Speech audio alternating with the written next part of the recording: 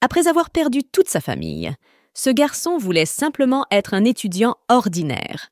Cependant, il a fini dans une école militaire où ils l'ont transformé en démon en faisant des expériences sur lui.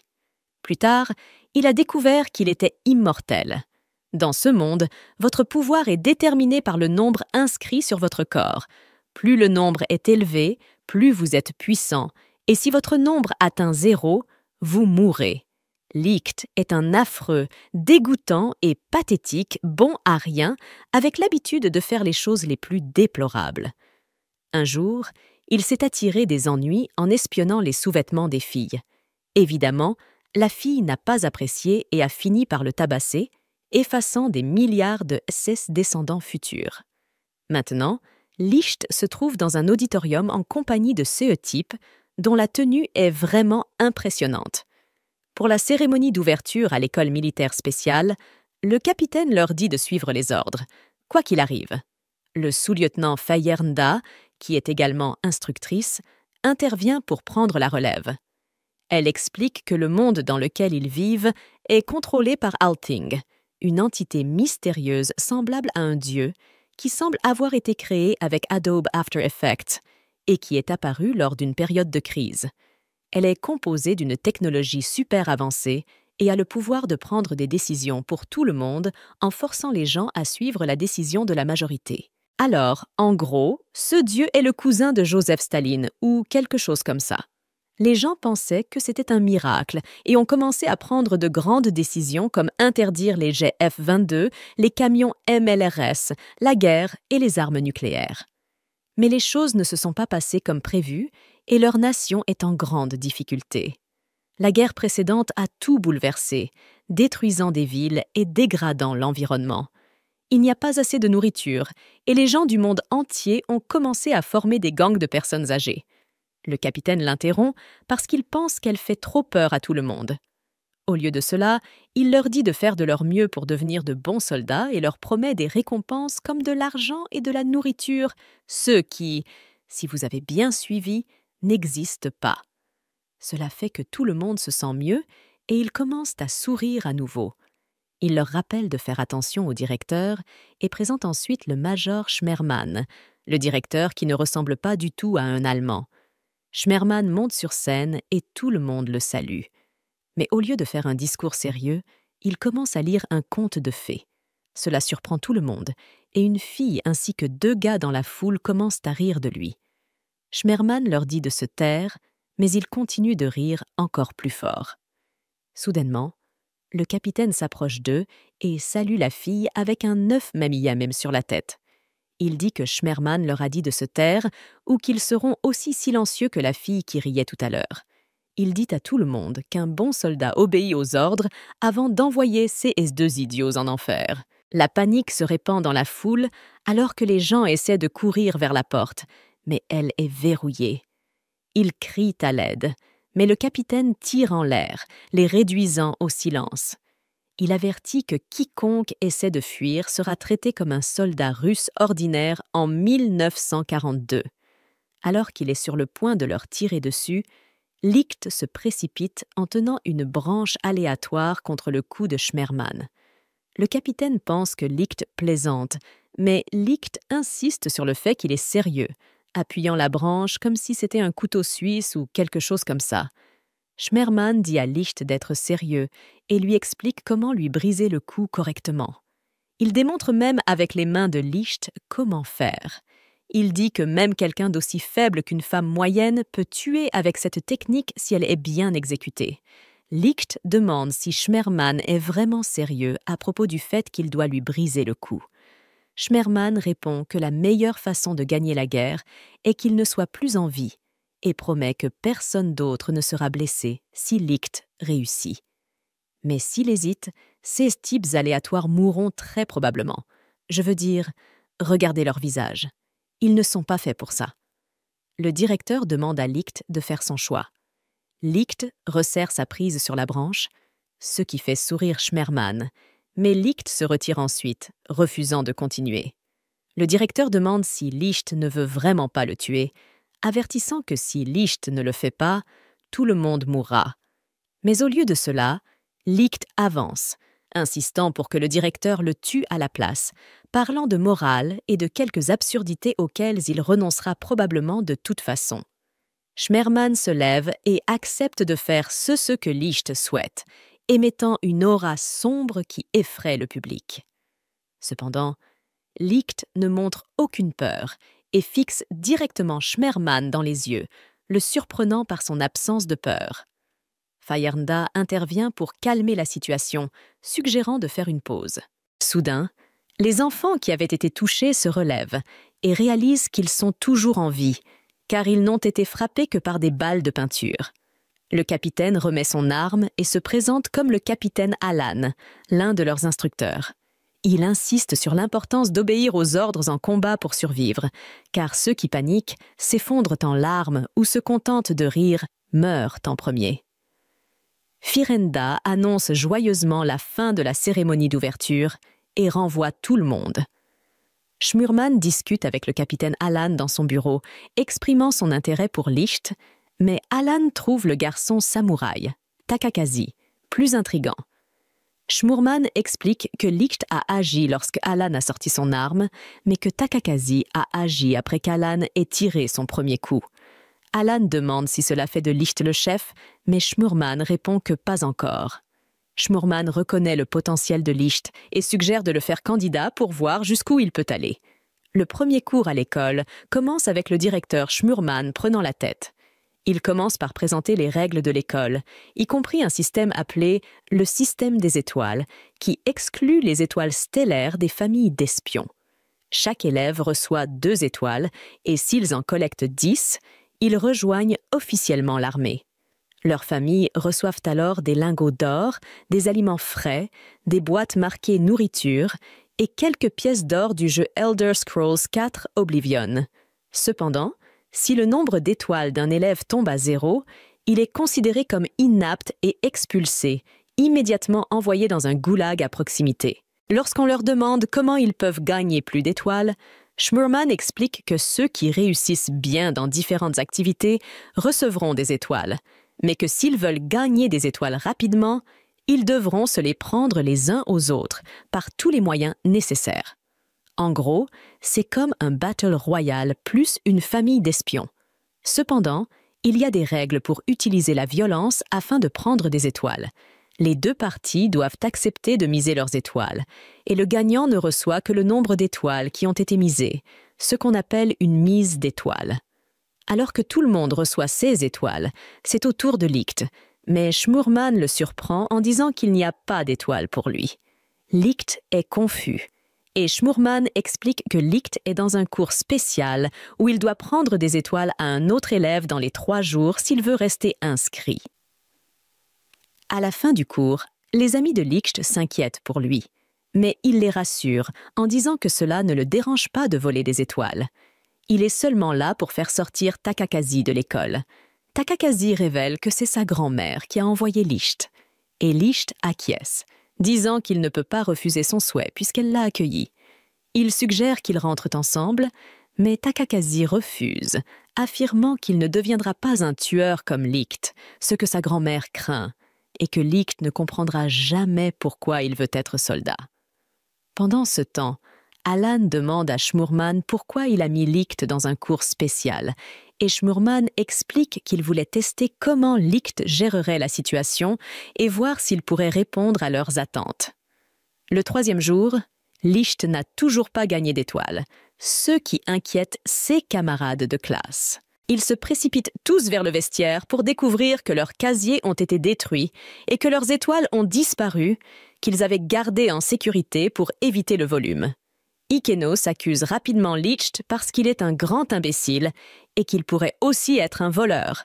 Mais certains étudiants insistent sur le fait qu'ils ne voleraient pas leurs étoiles. Ils se demandent qui pourrait être responsable et entendent un cri à l'extérieur. Takakashi se précipite et découvre Sonohara se faisant traîner par les cheveux par un type nommé Dom. Elle le supplie de lui rendre ses étoiles, et quand tout le monde se rassemble, il voit que Dom a 10 étoiles. Takakashi demande s'il a pris les étoiles de Sonohara par la force, et Dom lâche ses cheveux, demandant si elle les lui a donnés volontairement tout en prenant une pose absolument ridicule façon Monogatari. Craignant pour sa sécurité, Sonohara admet qu'elle l'a fait. Le groupe commence à accuser Dom, affirmant qu'il a le pouvoir de forcer les casiers et de voler des étoiles.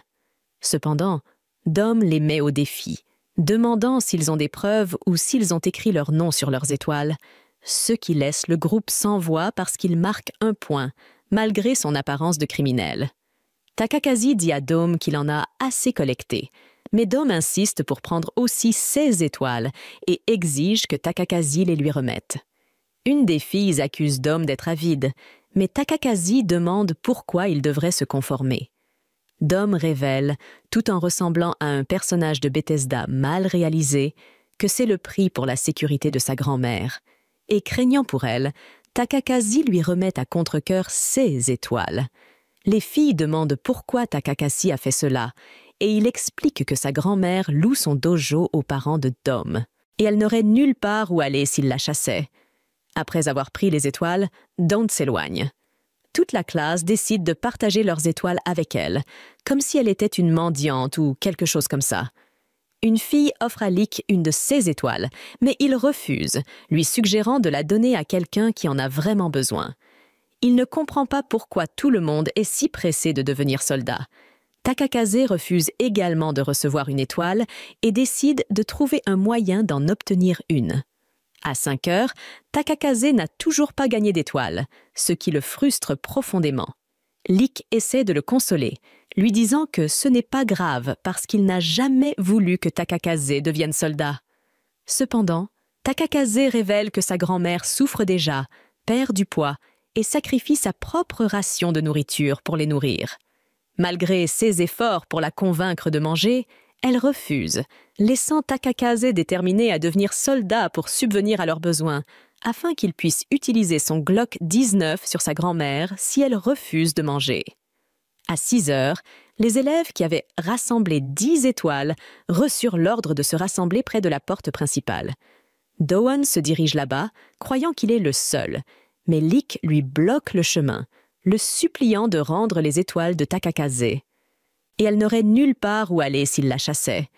Après avoir pris les étoiles, Dom s'éloigne. Toute la classe décide de partager leurs étoiles avec elle, comme si elle était une mendiante ou quelque chose comme ça. Une fille offre à Lick une de ses étoiles, mais il refuse, lui suggérant de la donner à quelqu'un qui en a vraiment besoin. Il ne comprend pas pourquoi tout le monde est si pressé de devenir soldat. Takakaze refuse également de recevoir une étoile et décide de trouver un moyen d'en obtenir une. À 5 heures, Takakaze n'a toujours pas gagné d'étoile, ce qui le frustre profondément. Lick essaie de le consoler, lui disant que ce n'est pas grave parce qu'il n'a jamais voulu que Takakaze devienne soldat. Cependant, Takakaze révèle que sa grand-mère souffre déjà, perd du poids et sacrifie sa propre ration de nourriture pour les nourrir. Malgré ses efforts pour la convaincre de manger, elle refuse, laissant Takakaze déterminé à devenir soldat pour subvenir à leurs besoins, afin qu'il puisse utiliser son Glock 19 sur sa grand-mère si elle refuse de manger. À 6 heures, les élèves qui avaient rassemblé 10 étoiles reçurent l'ordre de se rassembler près de la porte principale. Doan se dirige là-bas, croyant qu'il est le seul, mais Lick lui bloque le chemin, le suppliant de rendre les étoiles de Takakaze. Là, Firenda explique qu'ils ne peuvent pas copier la capacité de vote, mais qu'ils ont découvert de nouveaux pouvoirs grâce à Althing. Schmerman demande à Alan des nouvelles de la guerre. Alan répond qu'elle est inévitable et que toutes les nations s'y préparent. David ajoute qu'Althing aurait dû interdire les guerres pour toujours, au lieu de simplement interdire les armes nucléaires. Schmerman demande à David s'il sait où se trouvent ceux qui connaissent Althing. David dit qu'il les a tous trouvés et demande à Schmerman s'il veut qu'il les élimine quand le moment sera venu. Schmerman accepte. David lui rappelle qu'il risque sa vie et que Schmerman doit tenir sa promesse. Alan rassure David en lui disant que son information génétique est en sécurité et qu'ils le ramèneront à la vie une fois qu'ils auront développé la technologie de clonage. Schmerman demande à Firenda des nouvelles du projet ACS. Elle dit que l'expérience avec les rats de laboratoire a été réussie, mais qu'il y a un problème. Des tendances violentes. Un rat a tué les autres avec ses dents. Schmerman demande pourquoi, et Firenda dit que c'est inconnu, suggérant que le cerveau du rat pourrait être trop petit pour le contrôler. Elle propose de passer à des sujets humains, mais Schmerman l'interdit, surtout d'utiliser des enfants comme auparavant. Il lui demande de lui apporter un bulletin de vote. Elle le lui donne, et il se demande ce qui se passerait s'il le donnait au rat survivant. Malgré les objections, il le fait quand même. Le rat se repose sur le bulletin et ses yeux brillent alors qu'il commence à faire des trucs de type super DBZ. Il manque de peu de toucher Schmerman, mais celui-ci le gèle et récupère le bulletin. Il dit à Firenda que les enfants veulent être une armée qui ne tue pas. Donc, elle doit terminer ses recherches parce que les enfants en auront besoin. La classe termine son entraînement matinal, complètement épuisée. Le capitaine Allen les gronde parce qu'ils sont facilement fatigués. Schmerman intervient, disant que c'est bien qu'ils se dépassent.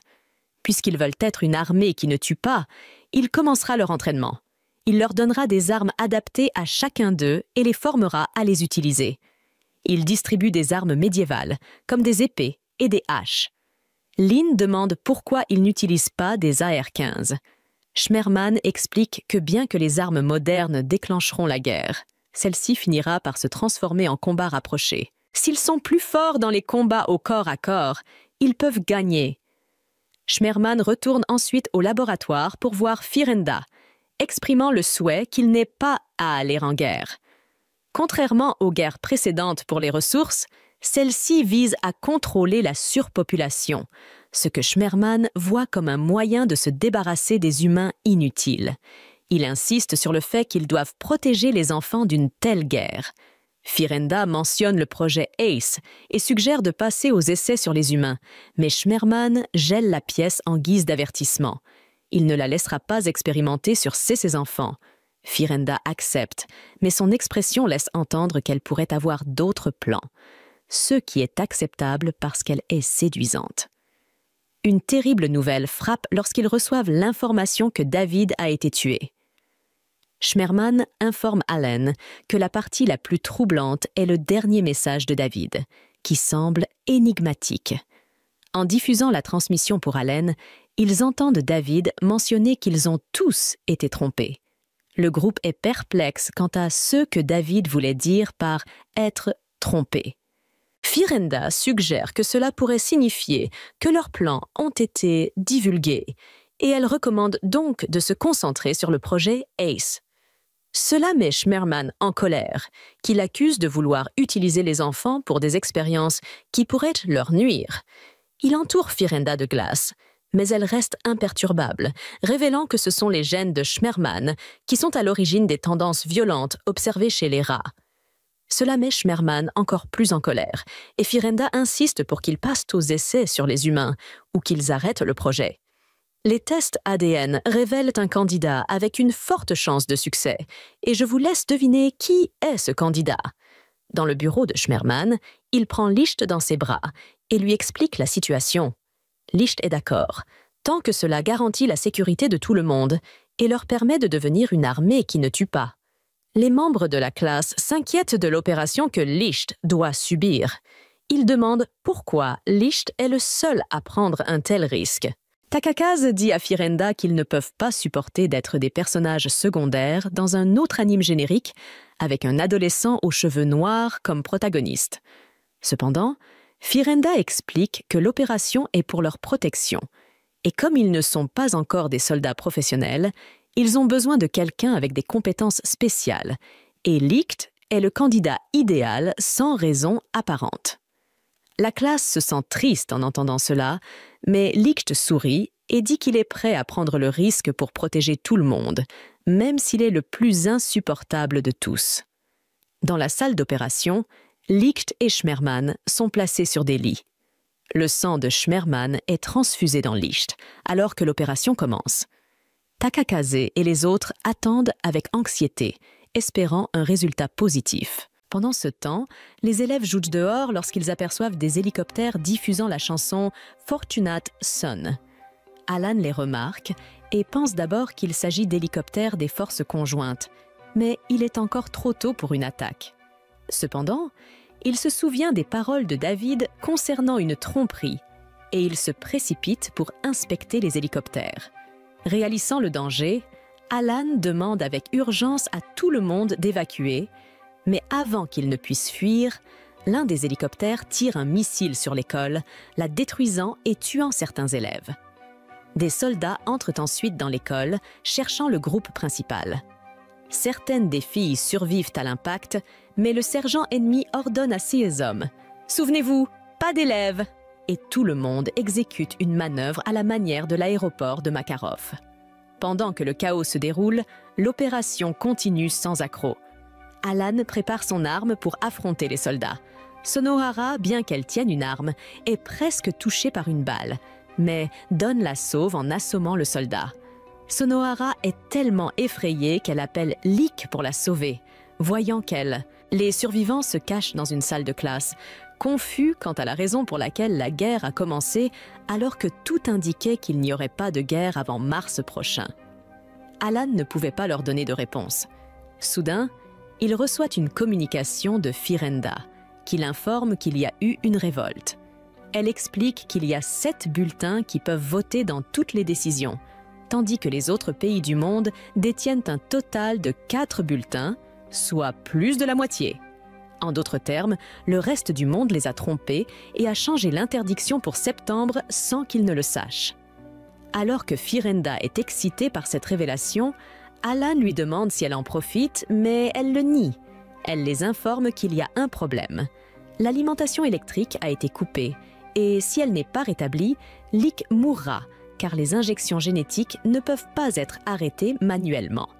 Lick est bien au-delà de sa capacité, et bientôt son corps rejettera le traitement, entraînant un arrêt cardiaque. Quelqu'un doit réactiver l'alimentation de secours de l'école pour sauver Lick. Alan apprend que les soldats ont pris le contrôle de l'école, donc ils doivent les arrêter tout en restaurant l'alimentation. Conscient du danger, Alan demande des volontaires, ce qui signifie que ces idiots vont mourir. Toute la classe accepte d'y aller pour sauver Lick. Ils foncent tous courageusement au lieu de faire du Metal Gear Solid. Alan abat un soldat avec son arme. Pendant que Takakazi achève ce Stormtrooper, il se dirige vers l'extérieur.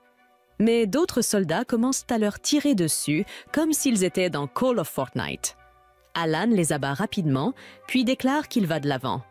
Ils atteignent le site de production d'énergie et Alan abat 2 soldats pour qu'ils puissent avancer. Soudain, un homme armé d'un RPG en a assez et tire sur le bâtiment, blessant Alan. Mais ce dernier se réjouit de ne pas avoir vu les enfants mourir. Le sergent ennemi confronte Ina et Ikonos, menaçant de les blesser s'ils ne révèlent pas l'emplacement du corps principal. Malgré la menace, Ina reste silencieuse. Le sergent s'apprête à l'abattre puisqu'elle refuse de parler. Alors qu'elle espère au fond d'elle-même que Licht viendra à leur secours, des boules de lumière commencent à s'élever de la cour de l'école. Pendant ce temps, Licht est au bord de la mort, le moniteur cardiaque affichant 0. Mais lorsque le courant est rétabli, le moniteur recommence à émettre des bips. Licht se réveille, remarquant ses cheveux blancs, et voici Shmurmin qui lui demande comment il se sent. Il demande à Firenda d'apporter un objet, mais elle lui conseille de se reposer car l'opération l'a beaucoup fatigué. Cependant, Shmurmin insiste pour donner lui-même l'objet à Licht et demande à Firenda de se dépêcher car les enfants sont en danger. Elle appuie sur quelques boutons, révélant une épée. Shmurmin explique qu'elle fonctionne comme un bulletin de vote et qu'elle amplifie le pouvoir de Licht, mais qu'elle ne fonctionnera pas tant que Licht ne l'aura pas gravé de son nom, un serment qu'il devra respecter. Le processus est simple. Licht doit penser à un serment, par exemple, authentifier le compte. Il déclarera ainsi la chose à comptabiliser comme un compteur de tués et l'épée le reconnaîtra comme son maître. À l'extérieur de l'école, un grondement se fait entendre, mais il s'arrête soudainement. Les soldats se demandent ce qui se passe lorsqu'un éclair rouge passe derrière eux. Ils s'écrasent contre un mur et c'est Licht. Le sergent ordonne aux soldats de tuer Licht, mais leurs balles s'arrêtent au moment où elles l'atteignent. Se souvenant des paroles de Shmurmin sur sa force absolue, Licht réalise qu'il est à la fois Néo et le surfeur d'argent. Tout se fige autour de lui, et Shmurmin lui conseille de marcher lentement jusqu'à ce qu'il s'y habitue. Licht écarte les balles sans effort, puis remarque l'état de son ami, ce qui le met en colère. Il commence à attaquer les hélicos ennemis, qui tournent toujours pour une raison inconnue. Les soldats n'ont plus de balles, et le sergent, frustré, demande pourquoi Licht ne les tue pas. Sortant sa dague, il fait face à Licht qui réplique en déclarant qu'il s'agit d'une armée de marchands de coups de poing et de coups de pied. Licht domine le sergent, l'assomme avec la garde de son épée et remporte la victoire. Licht prend la résolution d'éradiquer la guerre et la tuerie. Il sait que ce ne sera pas facile, mais ensemble, ils surmonteront les épreuves. Ikonos prend les devants. Les filles sont soudain amoureuses du riz fou de Licht, et les garçons aussi. Ils rient tous ensemble lorsque le sergent et ses hommes apparaissent, se moquant de leurs idéaux. Ils révèlent leur corps bardé d'explosifs avec l'intention de tout les faire sauter. Mais avant que le sergent ne puisse appuyer sur le détonateur, Licht passe devant lui, l'arrache et le brise, insistant sur le fait que le monde est cruel et que la survie signifie soit qu'il meure, soit que Licht et ses amis meurent. Il lance le compte à rebours, expliquant que c'est en tuant qu'ils protègent leur famille. Licht le supplie d'arrêter, mais le sergent affirme qu'une telle mort est honorable et bénéfique pour leur famille. Lorsque le compte à rebours atteint 5, Licht se souvient de leur promesse de ne pas être une armée qui tue. Takakazi, qui a presque atteint l'un d'entre eux, hurle à Licht de se retirer et charge vers le sergent, prêt à en finir avec eux. Mais Licht arrache rapidement l'épée des mains de Takakazi et décapite le sergent et ses hommes d'un seul coup, choquant ainsi ses amis. Avant de mourir, le sergent admet qu'il s'est joué de Licht, car la bombe atomique est aussi un mensonge. Mais il félicite Licht pour son courage et lui conseille de faire de son mieux pour survivre à la guerre. 6 amis s'inquiètent pour lui, mais il se comporte comme son habituel idiot, disant que c'est dégoûtant d'avoir du sang partout sur lui et se précipitant pour le laver. Licht se met à vomir, incapable de croire qu'il a tué des gens. Il se rend compte que Dunn avait raison. La guerre ne s'arrêtera pas. Il se rend compte qu'il a rompu leurs promesses, mais il finit par se dire que ce n'est pas grave tant que c'est lui qui tue. Les autres n'ont rien à craindre. Il prend sa décision et authentifie son compte, s'engageant à être celui qui tuera les ennemis pour tout le monde. Licht revient vers le groupe, triste, mais leur promet qu'ils feront en sorte de mettre fin à la guerre rapidement, ce que tout le monde accepte. Ils célèbrent leur paix, mais Licht décide alors qu'il ne les laissera tuer personne et que leur classe sera une armée qui ne tue pas, sauf lui, car il adore tuer maintenant. Il ne les laissera pas ressentir ce qu'il a ressenti lorsqu'il a tué pour la première fois. Ce jour-là, la guerre a éclaté dans le monde entier, une guerre destinée à réduire la population mondiale jusqu'à ce qu'elle soit égale à sa production alimentaire.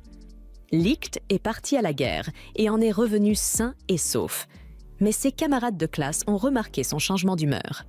Ce jour-là, il avait tué 337 personnes ce jour-là, débloquant plusieurs fois la capacité du missile Predator. Alors qu'il se lave sous la douche, il est toujours dégoûté par ce qu'il est devenu. Mais une jeune fille nommée Nana s'approche de lui et lui demande s'il va bien. Il la dévisage, puis sourit. Licht devint le 2e aîné après de nombreuses années, jouant avec la jeune fille et s'occupant d'elle comme un grand frère. Cependant, il commença à changer de plus en plus chaque jour en raison de la surexposition aux gènes de Shmerman. Il commença à développer des cicatrices inguérissables sur tout son corps et son esprit, les pulsions meurtrières de Shmerman prenant de plus en plus le contrôle au fur et à mesure qu'il tuait. Lorsqu'il a tué 10 000 personnes, il n'avait plus la capacité de se moquer. Même lorsque les filles ont essayé de le réconforter, il a perdu son riz, leur ordonnant simplement de ne tuer personne et s'en allant. Les filles se sont rendues compte que Licht n'était plus lui-même, ce qui les a rendues tristes. Ikenos insista pour qu'elles ne renoncent pas à ramener leur joyeux Licht.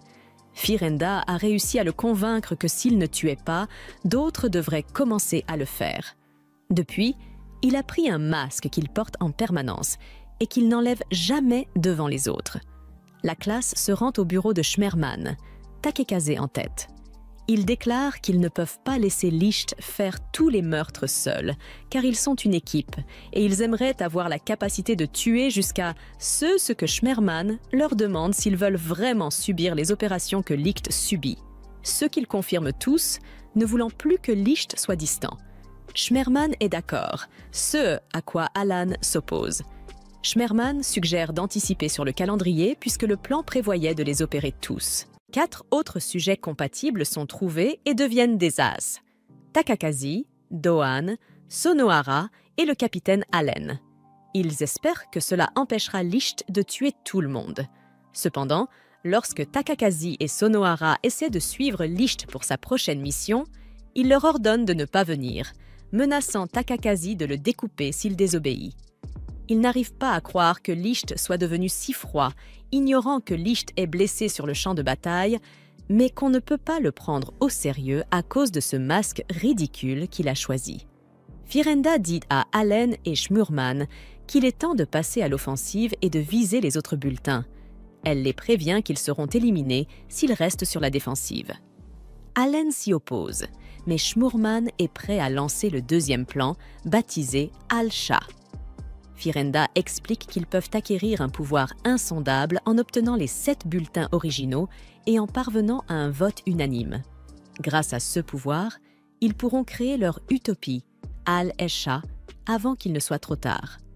Schmurman est d'accord, affirmant qu'il n'y a aucun espoir de sauver le monde, mais qu'ils peuvent sauver les enfants. Schmurman reconnaît que Licht ne lui pardonnera pas, mais il est prêt à endosser toute la responsabilité. Pendant ce temps, Licht devient fou, brandissant son épée sur ses camarades de classe et criant de tuer les ennemis. Takakazi et Genji tentent de le retenir, mais il est trop fort et les repousse. Sonohara tente de lui parler, mais Takakazi lui dit de reculer. Licht continue de devenir fou et finit par couper le bras de Sonohara. Malgré cela, les membres du Claassa suivent ses ordres et restent en dehors de la bataille, attristés par le fait que le seul lien qui reste entre Licht et eux est son désir de les empêcher de tuer qui que ce soit. S'il perd ce désir, ils craignent qu'il ne leur revienne jamais. 2 ans plus tard, la guerre étant enfin terminée, Nana est folle de joie. Elle enregistre une vidéo dans laquelle elle exprime sa joie de ne plus avoir à utiliser ses pouvoirs pour prédire les positions de l'ennemi. Elle avoue même ses sentiments pour Licht, évoquant l'étincelle qu'elle a ressentie lors de leur première rencontre. Elle prévoit de faire de cette vidéo sa lettre d'amour à Licht. Cependant, Licht s'est endormi pendant 3 mois depuis la fin de la guerre. Elle décide de s'entraîner et de devenir plus féminine pour lui jusqu'à ce qu'il se réveille. Ignorant les événements survenus le jour de la fin de la guerre, Schmurmin et les autres ont rassemblé les 7 Dragon Balls d'origine et ont décidé à l'unanimité de quitter le monde pour créer leur utopie, Al-Sha. Utilisant tous les pouvoirs insondables, ils créèrent un continent au-dessus du sol, puis, par un autre vote unanime, ils pillèrent toutes les ressources d'en bas pour empêcher les attaques venant du sol. La population d'Al-Sha a été créée à partir d'embryons de personnes de différentes nations et races. Cependant, la nouvelle population était tenue dans l'ignorance de l'ancienne civilisation et de la véritable nature de l'Althing. Al-Sha était gouverné par le pouvoir absolu et l'Esties fit avec un décompte de la population. Al-Sha prospéra tandis que les abysses, le monde laissé derrière lui, luttaient avec des ressources limitées dépouillées par Althing. Takukazi s'y opposa et prit l'un des bulletins de vote, déclarant que Claasal était contre et prêt à se rebeller. Il s'est enfui avec le bulletin, mais Firenda a empêché Allen de le poursuivre, insistant sur le fait que c'était à Licht de s'en charger. Lors de leur dernière confrontation, Licht a fini par tuer Takukazi. Claasal est choqué. Tombé au sol, Takukazi se remémore les moments de sa jeunesse avec Licht. Le masque de Licht tomba enfin et il pleura en réalisant ce qu'il avait fait. Firenda le réconforta, Mais Ikenos lui tendit la main pour lui donner une chance de revenir. Mais Licht s'en voulut et ne revint jamais. Depuis ce jour, son cœur a cessé de battre. 20 ans après la guerre des déchets, Licht se réveilla enfin, inchangé dans son apparence, mais portant le poids des années qu'il avait manquées. Il ne sourit plus jamais et chercha désespérément à savoir ce qu'il était advenu du reste de classe A. Il découvrit qu'ils étaient restés à l'école pour sauver le plus grand nombre possible d'orphelins de guerre. Malgré leurs efforts, la nourriture était rare en raison de la stérilité de la terre, et tout ce qu'ils produisaient était souvent emporté par Al-Sha. Pour que les enfants puissent manger, les membres de Claas se sont sacrifiés. Ce jour-là, Licht et Nana réussirent à échapper aux militaires, mais même 50 ans plus tard, il refusait d'enlever son masque. Son refus persista pendant 100 ans, laissant Nana espérer qu'un jour, il redeviendrait lui-même et enlèverait son masque. Elle se promet de lui demander de l'épouser lorsque ce jour viendra, même si elle sera alors âgée. Elle l'a attendu pendant 200 ans. Cependant, après 300 ans, Licht n'avait toujours pas retiré son masque, rongé par le regret. Al-Sha était devenu prospère en volant ceux qui restaient dans les abysses. Licht, après 3 siècles de contemplation, décida d'abattre Al-Sha. Après que Noël ait lu la lettre, il confirme ce qui s'est passé. Lloyd a investi tout son argent dans les NFT il y a quelques années, et maintenant il est profondément endetté. Alors, il a détourné l'argent du groupe pour rembourser ses dettes et a fui la capitale avant qu'on ne puisse le découvrir. Noël trouve toute cette histoire incroyablement drôle, car Lloyd se comportait toujours comme une personne noble et chevaleresque. Mais revenant aux affaires, Noël demande à Walter quand et où il a trouvé cette lettre. Walter explique qu'il avait entendu parler d'un très bon travail la nuit dernière. Il s'est donc dirigé vers la chambre de Lloyd dès le matin pour lui en parler. Mais au moment où il est arrivé, Lloyd avait déjà vidé sa chambre, et c'est alors que l'aubergiste lui a montré la lettre. Selon l'aubergiste, Lloyd et Tanya ont quitté l'auberge vers 20 heures la veille, juste avant la fermeture des portes de la ville et dans des circonstances normales. Ni Noël ni Walter n'auraient découvert cela avant l'après-midi suivant, donc Lloyd essayait de gagner le plus de temps possible avant de s'enfuir. Il est maintenant 9h30 du matin, donc bien qu'ils aient découvert cela plus tôt que Lloyd ne l'avait prévu, cela fait tout de même plus d'une demi-journée, donc lui et Tanya ont dû parcourir une distance considérable depuis. Cependant, les portes doivent avoir des registres indiquant dans quelle direction ils sont partis, et ils sont très probablement partis à pied, donc Noël et Walter devraient pouvoir les rattraper s'ils prennent un cheval. Walter est impatient de partir, mais Noël lui rappelle que ce n'est pas aussi simple que de les poursuivre et de récupérer l'argent. 6 de là ont choisi d'abandonner leur groupe, et c'est une trahison certaine. Donc, dans le pire des cas, s'ils les rattrapent et les confrontent, cela se transformera en un combat à mort. Et même s'ils battent Lloyd et Tanya, ce serait une perte de temps car Lloyd a déjà dépensé tout leur argent. Mais cela ne signifie pas que Noël va les laisser s'en sortir sans subir les conséquences de ce qu'ils ont fait. Après s'être habillé, Noël emmène Walter à la taverne locale. Mais Walter ne comprend pas pourquoi ils sont ici. Noël ne veut pas perdre de temps à expliquer le plan à Walter puisqu'il est trop bête pour le comprendre de toute façon, alors il lui dit simplement de le suivre. Noël entre et attire immédiatement l'attention de tout le monde dans la taverne. Il leur dit que 2 membres de son groupe ont volé l'argent de leur équipe et se sont enfuis de la capitale. Donc il est prêt à payer 2 millions de filles à quiconque pourra les ramener vivants. Walter commence à paniquer et demande à Noël pourquoi il est allé annoncer leur problème à toute la taverne. Mais Noël répond qu'il cherche une personne en particulier, donc il a fait cela pour gagner du temps. Ce qui signifie que Ina a parcouru plus de 4000 kilomètres.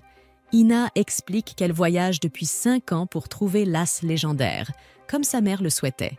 Cet as légendaire a une étoile blanche et a accompli des choses incroyables. Ina demande à Nana si elle connaît cet as, mais Nana lui dit que ce n'est qu'une légende. Cependant, Ina insiste sur le fait qu'elle a entendu dire que cette personne se trouve dans la ville. Ina est alors approchée par les militaires, et le sergent prétend être celui qu'elle cherche. Quand elle voit l'étoile blanche sur son visage, elle est tellement heureuse qu'elle verse des larmes, disant qu'elle a voyagé si longtemps pour le trouver. Le sergent lui demande de le suivre pour qu'il puisse parler plus en détail chez lui. Nana essaie d'intervenir, mais le sergent l'avertit que c'est une affaire militaire. Ina part avec eux, en faisant un signe d'adieu et en remerciant Nana et Licht pour leur gentillesse. Ina se retrouve en difficulté lorsque le sergent tente de flirter avec elle. Elle change rapidement de sujet en lui montrant le bulletin. Les soldats adoptent immédiatement une attitude sérieuse, ceux qui la confondent. Le sergent lui demande si elle est une détentrice de bulletin, mais elle n'a aucune idée de ce que cela signifie. Alors, il sort son épée et exige qu'elle le lui remette. Ina explique que c'est un souvenir de sa mère.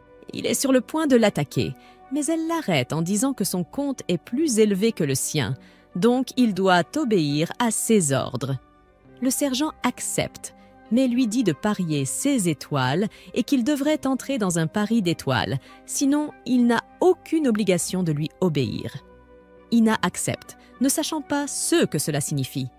Alors que cela devient officiel, des mains commencent à sortir du sol et le sergent réduit la distance en la frappant, expliquant que le pari d'étoiles est un combat officiel où ils misent de leur compte. Ensuite, il la jette par la fenêtre, la suivant dehors, disant que le pari d'étoiles est un privilège donné aux soldats. Il commence à l'étrangler et elle le supplie d'arrêter. Il dit que cela signifie qu'elle accepte sa défaite. Les mains sortant du sol apparaissent et prennent toutes ses étoiles, ne lui en laissant qu'une, puis les ajoutent à celles du sergent. Il lui demande de remettre le bulletin, ou préférerait-elle un autre pari d'étoiles? Elle demande pourquoi il fait tout cela, alors que l'as est censé être un héros de la guerre des déchets. C'est à ce moment qu'il révèle que les étoiles blanches sur son visage étaient fausses et ajoute que l'as qu'elle cherche est probablement mort, puisque la guerre a eu lieu il y a 300 ans. Il les traite, elle et sa mère, d'idiotes pour avoir cru à un tel conte de fées, disant qu'elles ont gaspillé leurs années à chercher quelqu'un qui n'existe pas, ce qui rend Ina triste qu'il l'ait trompée et que sa mère ait eu tort. Il continue de la pousser à donner le bulletin de vote lorsque Licht arrive pour la sauver, disant qu'il pariera pour elle. Mais il rit, voyant que Licht a un 999 négatif, l'appelant le plus bas des bas et que Licht ne peut pas le vaincre. Il donne un coup d'épée à Licht, puis l'envoie voler contre un banc. Ina court le voir, mais le sergent l'écarte et commence à taillader Licht en se moquant de lui.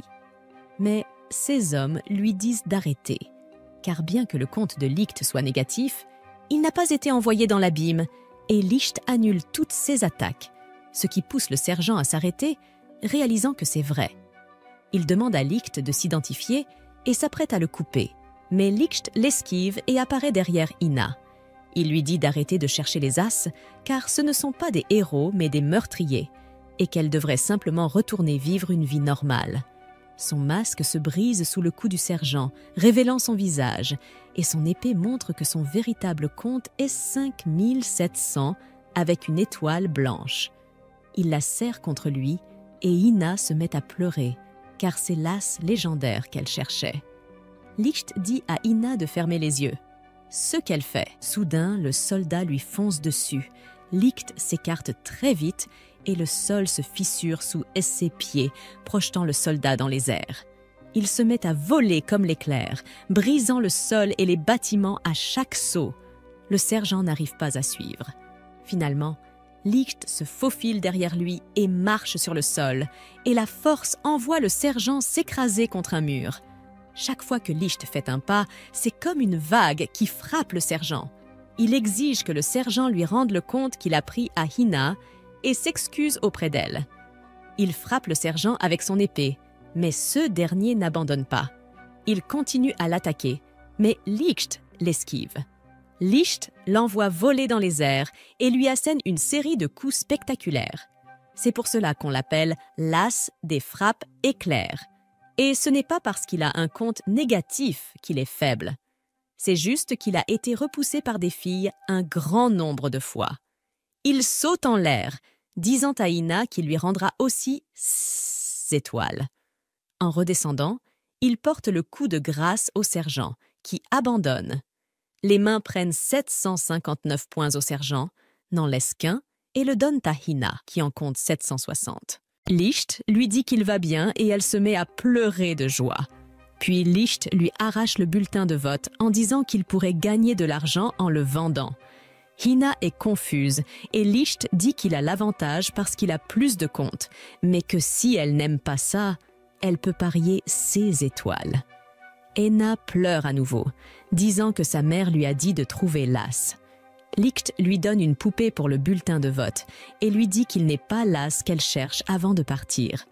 Elle revient voir Nana et lui explique que Licht lui a pris son bulletin de vote. Nana examine la poupée laissée par Licht, puis la rend à Hina en lui disant de la garder et qu'elle saura bientôt quoi en faire. Hina regarde la poupée d'un air confus, mais elle explose soudain en fleurs, révélant son bulletin de vote. Licht ne l'a jamais pris, mais Nana ajoute que détenir un bulletin de vote est un crime grave contre les lois alchiennes, ce qui effraie Hina. Dans une petite ville au milieu de nulle part, 2 fonctionnaires militaires, Lin et Peel, aident les habitants. Lin fait le plus gros du travail, car son compte augmente en fonction des personnes qu'elle aide. Peel lui dit que malgré tout, elle ne sera pas promue. Mais Len s'en moque, tant qu'elle peut aider les gens. Elle affirme qu'elle ne s'écartera pas de sa mission, qui consiste à arrêter les criminels qu'elle voit. C'est alors que Peel lui montre un avis de recherche de Licht envoyé par le QG, révélant qu'il s'agit d'un as légendaire qui porte un masque. Mais Lin ne veut pas croire que les as légendaires sont encore en vie et trouve bizarre que quelqu'un se promène en portant un masque. Mais elle a tort, car il voit quelqu'un qui porte un masque dans un costume de pudding. Lin s'approche de lui, essayant de l'enlever, en disant que la description correspond à l'affiche. Mais la personne se défend en disant que les masques sont différents. Lin se rend compte que c'est vrai et le laisse partir en s'excusant. Plus tard, Licht révèle à Lin et aux habitants de la ville qu'il est celui qui se cache derrière le masque, et ils se mettent à le poursuivre. Mais soudain, Licht s'arrête et Lin pense que c'est sa chance de l'attraper. Cependant, il lui crie d'arrêter et la repousse juste au moment où une pointe de fer émerge du sol où il se tenait, l'empalant. Cela évite à Lin d'être blessée. Derrière Licht se trouvent des soldats et Peel se précipite pour saluer leur chef, le lieutenant Jail. Il le présente à Lin, mais n'arrête pas Jail. Il attaque Licht avec des lances en fer qui sortent du sol. Licht tente de les éviter en montant une colline. Mais les fers jaillissent également de la colline. Licht dévie alors sa route et déclenche ses frappes éclairs, sautant si vite qu'ils ne peuvent pas le voir. Il tente de s'échapper, mais Jai l'intercepte dans les airs et tire un énorme fer qui le repousse au sol. Licht se rend compte que Jail n'en est pas à 900. Il révèle qu'il cache son véritable numéro parce qu'il ne veut pas être promu et rester derrière un bureau. Il veut continuer à combattre et à punir le mal. Il révèle que son véritable nombre est de 12 500. Jail tire un grand fer vers Licht, qui tente de le bloquer avec son épée, mais le fer continue d'arriver. Jay en tire un autre sur le côté, qui touche Licht et l'envoie voler. Lin et les autres commencent à s'inquiéter, mais Licht commence à sauter encore plus vite qu'avant, essayant d'attaquer Jail par surprise. Mais Jail le prévoit et s'écarte de son chemin. Il utilise ensuite une barre de fer qui se dresse à l'endroit où se trouve Licht, envoyant son épée en l'air. C'est maintenant un combat au poing. Les 2 hommes échangent des coups, mais aucun ne frappe l'autre. Jai attrape le bras de Licht, le retourne, puis le repousse d'un coup de pied. L'épée de Licht tombe enfin, et Jai la rattrape pour la renvoyer à Licht, en disant que ses célèbres coups sont de toute façon trop lents. Licht ne l'accepte pas. Il saute en l'air et les soldats supplient Jail de battre en retraite, disant que si les rapports sont vrais, Jail ne peut pas arrêter la frappe à haute altitude de Licht. Mais Jail ne se laisse pas abattre. Il vérifie si Licht vole ou saute en pointant sur lui des lames de fer. Licht les dévie et Jail en conclut que Licht ne fait que sauter et qu'il ne peut pas esquiver en l'air. Il lance alors de nombreuses barres de fer sur Licht, qui fait de son mieux pour les éviter. Jay explique à Licht que son compte est basé sur ses convictions et que les fers qu'il crée sont basés sur CS convictions. C'est pour cette raison qu'il est capable d'abattre n'importe quel criminel et qu'il est connu sous le nom de volonté de fer, prison de fer. Licht, incapable d'éviter la barre de fer, tombe directement dans une énorme barre de fer que la prison tire du sol, l'assommant et permettant à la prison de le capturer dans une prison de fer. Il défait la barrière de fer, puis Licht accepte la défaite. Mais Jail n'en a pas fini. Il crée un fouet de fer pour frapper Licht. Mais à leur grande surprise, Lynn saute devant, bloquant l'attaque. Elle parle à Jail, lui demandant de se calmer. Mais il la réprimande, disant que c'est la raison pour laquelle elle est encore en bas de l'échelle parce qu'elle n'a pas la détermination nécessaire pour être un officier militaire. Il lui demande d'arrêter de perdre son temps dans des tâches insignifiantes et de se concentrer sur ses devoirs militaires.